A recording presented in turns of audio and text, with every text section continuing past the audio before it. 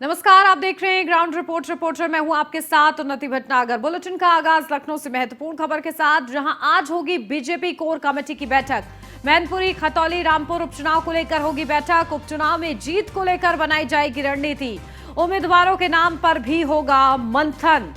तो देखिए महत्वपूर्ण ये खबर, जहां मैनपुरी, खतौली और रामपुर में उपचुनाव होना है। एक लोकसभा और 2 विधानसभा सीटों पर ये उपचुनाव हो रहा है और इसके लिए बीजेपी मंथन करेगी अपने प्रत्याशियों के नाम पर कि कौन से प्रत्याशी जो कि हर समीकरण को, जातिगत समीकरण को साधते हुए ठीक बैठ रहे हैं, सटीक बैठ रहे हैं, उनके नामों पर आज चर्चा की जाएगी। और इसके लिए कोर ग्रुप की एक खास बैठक कोर कमेटी की।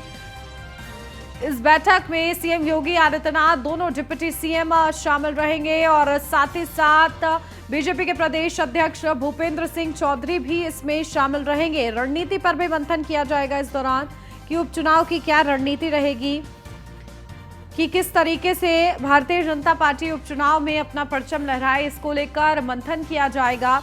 और मैनपुरी, खतौली, रामपुर उपचुनाव होना है।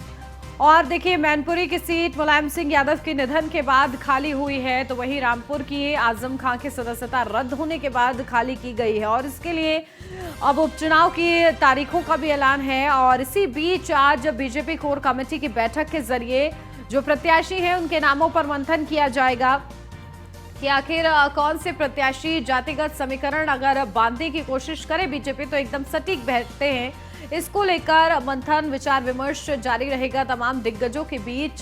साथ ही साथ आबो हवा क्या है मैनपुरी, रामपुर की और खतौली की, इस पर भी चर्चा की जाएगी और इस आबो हवा को अपनी तरफ कैसे मोड़ना है, ये बीजेपी की हमेशा रणनीति रहती है। कौन से बड़े मुद्दे, क्या बड़ी रणनीति के साथ मैदान में उतरना है, इसको लेकर विचार विमर्श किया जाएगा। देखिए मैनपुरी से समाजवादी पार्टी की तरफ से डिंपल यादव को मैदान में उतार दिया गया है प्रत्याशी के रूप में, लेकिन बीजेपी अभी मंथन के लिए वक्त ले रही है और वक्त लेने के पीछे वजह सिर्फ एक है कि बीजेपी अपने चैलेंज समझते हुए मैनपुरी, क्योंकि देखिए लगातार मैनपुरी और रामपुर किस तरीके से समाजवादी पार्टी का गढ़ माने जाते हैं, क्योंकि शुरू से ही लगातार समाजवादी पार्टी यहां पर विजयी रही है। 1996 के बाद से मैनपुरी पर देखिए समाजवादी पार्टी का कब्जा है और ऐसे में जब उपचुनाव हो रहे हैं तो इसको लेकर बेहद ही ज्यादा विचार विमर्श करने की जरूरत बीजेपी समझ रही है। प्रत्याशियों के नाम पर मंथन होगा आज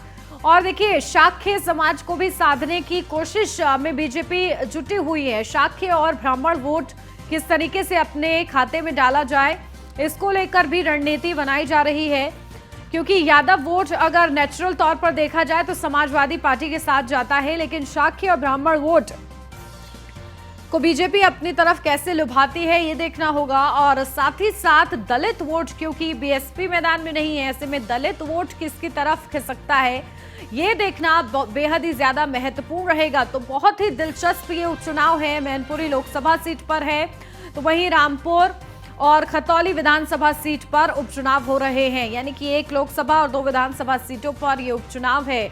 और रामपुर के लोकसभा उपचुनाव में देखिए बीजेपी की बम्पर जीत हुई थी। बीजेपी के प्रत्याशी घनश्याम लोधी जीते थे भारी मतों से और इसके बाद कहीं ना कहीं रामपुर में स्थिति बीजेपी अपनी समझ पा रही है। लेकिन बात अगर मैनपुरी की जाए तो मैनपुरी लगातार बीजेपी के लिए एक बड़ा चैलेंज बनी हुई है और बीजेपी इसको फतेह करने में हर मुमकिन कोशिश करना चाहती है। और इसी के लिए देखिए आज खास बीजेपी कोर कमेटी की ये बैठक कि कौन कौन से दिग्गज मैदान में उतरेंगे, प्रचार करेंगे और साथ ही साथ कौन सा ऐसा प्रत्याशी होगा जो हर एक समीकरण पर एकदम सटीक बैठता हो, यानी कि शाक्य और ब्राह्मण समाज को साधते हुए कहीं ना कहीं उम्मीदवारों के नाम पर मंथन किया जाएगा। और चलिए सीधा रुख कर लेते हैं, हमारे संवाददाता नीलेश चौहान हमारे साथ जुड़ गए हैं। नीलेश, क्या जानकारी, देखिए किस तरीके से बीजेपी की कोर कमेटी की ये खास बैठक और बीजेपी के लिए बेहद ही ज्यादा महत्वपूर्ण है इस दौरान प्रत्याशियों के नाम पर मंथन करना।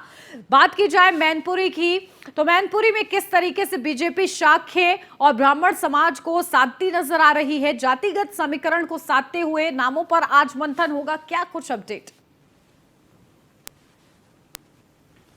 प्रदेश और देश में कहीं भी चुनाव गहन मंथन का तमाम बैठकों का दौर चलता है। कोर कमेटी की बैठकें होती हैं, उसमें ये सुनिश्चित किया जाता है कि जिस विधानसभा में, जिस लोकसभा में अपना प्रत्याशी उतारने जा रहे हैं, वहां पर जातीय समीकरण क्या है, इसके साथ साथ वहां पर वोट बैंक इसका कितने पार्टी, कौन सी पार्टी का कितना प्रतिशत है, कितना गण रहा है, सामने प्रत्याशी कौन उतरा है, उन तमाम चीजों को लेकर ये मंथन चलता है। खासतौर पर अगर हम मैनपुरी और रामपुर की बात करें, मैनपुरी जहां पर लोकसभा चुनाव होना है, उपचुनाव होना है, उसके अलावा अगर हम रामपुर की बात करें तो रामपुर में विधानसभा चुनाव होना है, खतौली वहां पर भी विधानसभा का उपचुनाव होना है। तो ऐसे में ये तीनों सीटें काफी महत्वपूर्ण इसलिए हो जाती है। मैनपुरी और रामपुर की बात करें तो ये दोनों ही गढ़ जो है समाजवादी पार्टी के रहे हैं। एक और जहां आजम खान रामपुर से लगातार जो है जीतते हुए आए, इस बार उनकी जो सदस्यता है उसको निरस्त किया गया, उसके बाद वहां पर उपचुनाव होने हैं। ऐसे में उस जगह पर प्रत्याशी का चयन करना विशेष तौर पर उसी समुदाय से आता हुआ कोई व्यक्ति हो, जिसको लेकर गहन मंथन किया जाएगा। साफ तौर पर अगर हम आजम खान के क्षेत्र की बात करें, रामपुर विधानसभा की बात करें, तो वहां पर प्रत्याशी का चयन काफी गंभीरता से भारतीय जनता पार्टी करेगी। इसके अलावा अगर हम मैनपुरी लोकसभा सीट की बात करें तो वहां पर समाजवादी पार्टी की तरफ से डिक्लेयर कर दिया गया है कि डिम्पल यादव वहां चुनाव लड़ेंगी। और उसके बाद अब भारतीय जनता पार्टी डिम्पल यादव के खिलाफ कौन सा प्रत्याशी मैदान में उतारती है, जातीय समीकरण देखे जाएंगे, क्षेत्रीय समीकरण देखे जाएंगे। उसके अलावा पार्टी का वोट बैंक भी देखा जाएगा, कितने प्रतिशत वहां पर हमेशा रहा है। इन तमाम चीजों को पहले एनालाइज किया जाएगा, उसके बाद जो है प्रत्याशियों की घोषणा की जाएगी। कहीं ना कहीं उपचुनाव काफी महत्वपूर्ण इसलिए हो जाते हैं क्योंकि 2024 में उत्तर प्रदेश में लोकसभा चुनाव हो, उससे पहले नगर निकाय के चुनाव है। कहीं ना कहीं भारतीय जनता पार्टी ये सुनिश्चित करना चाहती है कि दोनों विधानसभा जो उपचुनाव की सीटें हैं उनको जीता जाए, लोकसभा उपचुनाव की जो सीट है उसको जीता जाए। तो इससे एक संदेश जनता को देने का प्रयास किया जाए कि 2024 में भी उत्तर प्रदेश के अंदर भारी बहुमत के साथ जो है लोकसभा की सीटें भारतीय जनता पार्टी जीतने वाली है। कहीं ना कहीं इन्हीं तमाम मुद्दों को लेकर जो है गंभीरता के साथ आज कोर कमेटी की बैठक होगी। बिल्कुल। और देखिए नीलेश, हमेशा बीजेपी जो है चौंकाने वाले फैसले लेती है, लेकिन बात अगर प्रत्याशियों की जाए तो अपर्णा यादव का नाम जो है मैनपुरी की सीट से कहीं ना कहीं रेस से बाहर नजर आ रहा है। जबकि उन्होंने मुलाकात भी की है बीजेपी के प्रदेश अध्यक्ष से, उन्होंने मुलाकात की, गृह मंत्री से भी उन्होंने मुलाकात की। लेकिन इस बीच जिस तरीके से स्ट्रैटेजी बीजेपी की जो अभी तक समझ में आ रही है कि शाक्य और ब्राह्मण को साधते हुए आगे बढ़ना है, उसको ध्यान में रखते हुए कहीं ना कहीं अपर्णा यादव इस रेस से बाहर है। और कौन सा प्रत्याशी ऐसा है जो कि रेस में सबसे आगे बना हुआ है? देखिए, बिल्कुल अगर हम मैनपुरी लोकसभा सीट की बात करें तो वहां पर शाक्य और ब्राह्मण वोट बैंक अगर भारतीय जनता पार्टी के खेमे में आता है तो कहीं ना कहीं वहां पर भारतीय जनता पार्टी का जो भी प्रत्याशी होगा, उम्मीदवार होगा, उसकी जीत लगभग सुनिश्चित हो जाएगी। क्योंकि एक और यादव वोट बैंक होगा जो लगातार जो है समाजवादी पार्टी का वोटर रहा है, दूसरी ओर शाक्य और ब्राह्मण रहेंगे, जो देखना होगा कि किसके खेमे में जाते हैं। फिलहाल भारतीय जनता पार्टी के सामने एक चुनौती रहेगी कि डिम्पल यादव के सामने कौन सा प्रत्याशी उतारा जाए जो विजयी घोषित होकर वहां से निकले। हालांकि अगर हम अपर्णा यादव की बात करें तो 2019 के बाद से, जब से वो भारतीय जनता पार्टी के साथ उनकी चर्चाएं शुरू हुई थी, उसके बाद जब 22 में चुनाव हुए विधानसभा के, उससे पहले उन्होंने भारतीय जनता पार्टी का दामन थामा।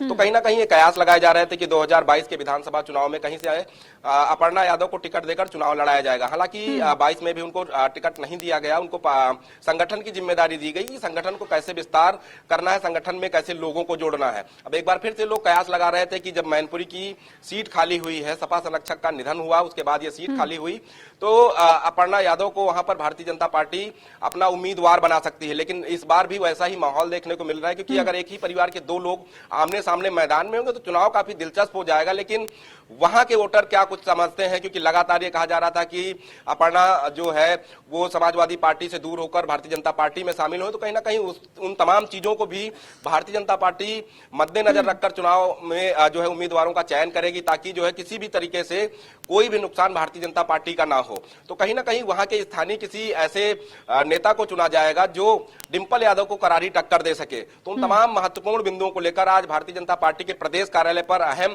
कोर कमेटी की बैठक, उसमें यह निर्णय लिए जाएंगे कि जाति समीकरण के अनुसार टिकट दिया जाए या क्षेत्रीय समीकरण के अनुसार टिकट दिया जाए, या फिर उस प्रत्याशी को टिकट दिया जाए जो डिम्पल यादव के खिलाफ सटीक बैठता हो, वहां पर जनता उसको पसंद करती हो। तो उन तमाम महत्वपूर्ण बिंदुओं को लेकर आज कोर कमेटी की बैठक दोपहर 12 बजे भारतीय जनता पार्टी के प्रदेश कार्यालय पर होगी।